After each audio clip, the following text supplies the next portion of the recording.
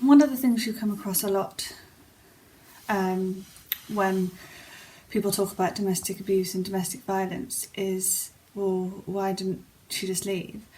And I recently saw somebody make quite a public comment relating to the domestic abuse that they've received, and they were getting help and support, and it had gone through the courts and everything. And one of the comments on there from a member of the public was, well, you get hit once and you're a victim, you get hit again by the same person and go back, then it's your own fault. And it just demonstrated the lack of education there is around domestic abuse, and this perception that, well, why did you go back?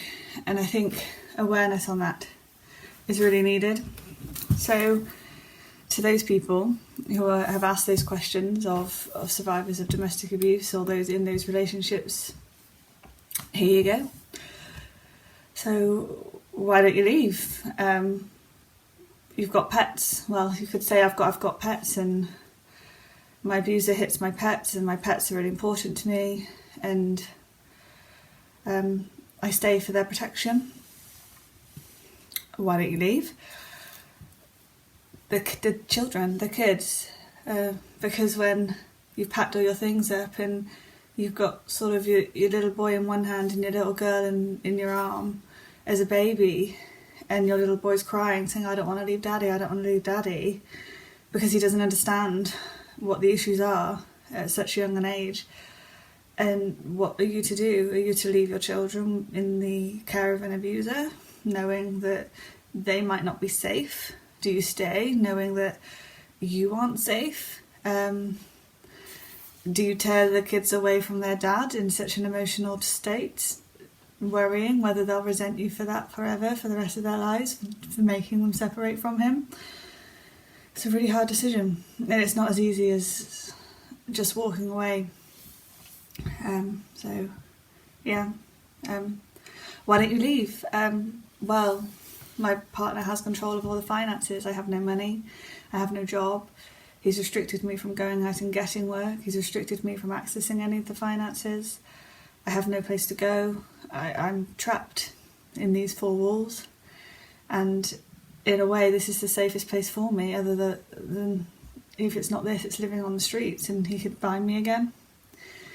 And that leads on to why don't you leave? Fear that if I do make a disclosure, if I do try and speak out, if I do leave, then it could end up worse for me. My situation could be a lot worse, and I could end up dead. And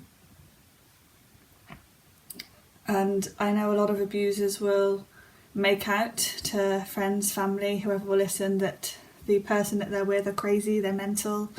I know I had that.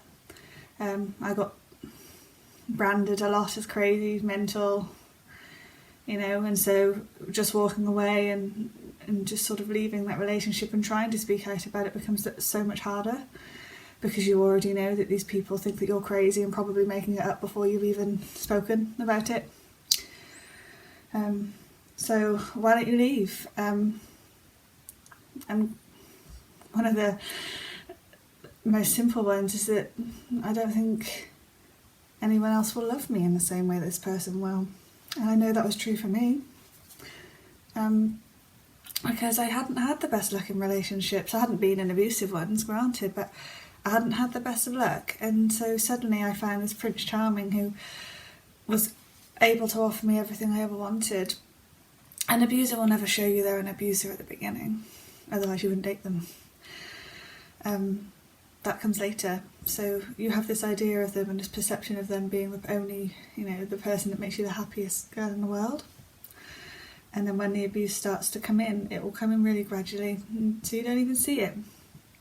And you doubt your perception of love. And, when people would say to me, you don't get on, why don't you just leave? Because there's no one else. And I need to feel love just like anybody else does. So it's not that easy.